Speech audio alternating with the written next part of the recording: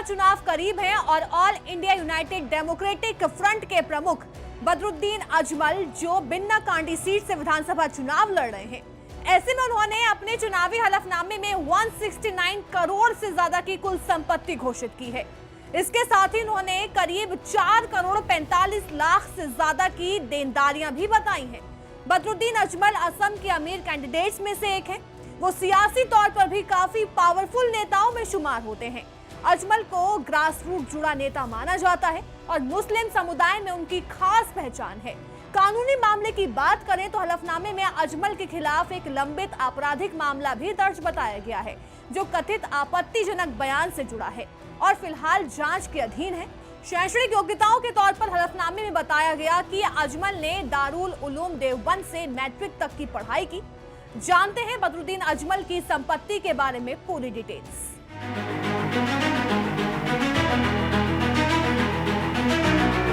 असम की राजनीति में चुनावी घमासान तेज हो चुका है और इसी बीच सामने आई है एक ऐसी जानकारी जिसने सियासी गलियारों में हलचल मचा दी है। एआईडीएफ प्रमुख बदरुद्दीन अजमल की संपत्ति को लेकर बड़ा खुलासा हुआ है। चुनावी हलफनामे में बदरुद्दीन अजमल की संपत्ति का पहाड़। चुनावी हलफनामे में संपत्ति बताई 169 करोड़ रुपए। बिन्ना कांडी सीट से चुनाव लड़ रहे हैं बदरुद्दीन अजमल। अजमल ने अपने हलफनामे में 169 करोड़ रुपए से ज्यादा संपत्ति का खुलासा किया है। साथ ही 4.45 करोड़ रुपए से ज्यादा देनदारी भी बताई है। तेजी से बढ़ी अजमल की संपत्ति अगर पिछले आंकड़ों से तुलना करें तो 2014 में थी करीब 44 से 50 करोड़ रुपए की संपत्ति।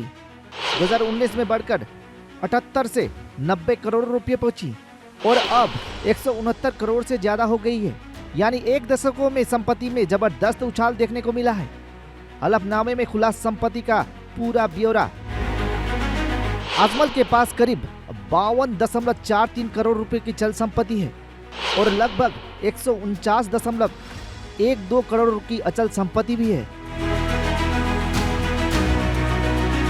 वहीं उनकी पत्नी रिजवाना बदरुद्दीन के पास है 31.08 लाख रुपए की चल संपत्ति और 6.82 लाख की अचल संपत्ति दर्ज है। 4.45 करोड़ रुपए की देनदारी का भी जिक्र किया गया है। अजमल के खिलाफ क्रिमिनल केस भी दर्ज है। हलफनामे में एक पेंडिंग क्रिमिनल केस का भी जिक्र है, जो कथित आपत्तिजनक टिप्पणियों से जुड़ा हुआ है। अजमल की शैक्षिक योग्यता दारुल उलेमा देवबंद से मैट्रिकुलेशन बताई है और उनकी राजनीति के फोकस वोट बैंक और इर्द गिर्द रहा है। बता दें कि 2021 में विधानसभा चुनाव में एआईडीएफ ने 16 सीट जीती थी और इस बार फिर से पूरी ताकत से मैदान में है। असम में चुनावी मुकाबला दिलचस्प होता जा रहा है। अब देखना ये होगा कि इस बार चुनाव में बदरुद्दीन अजमल और उनकी पार्टी कितना असर छोड़ पाती है।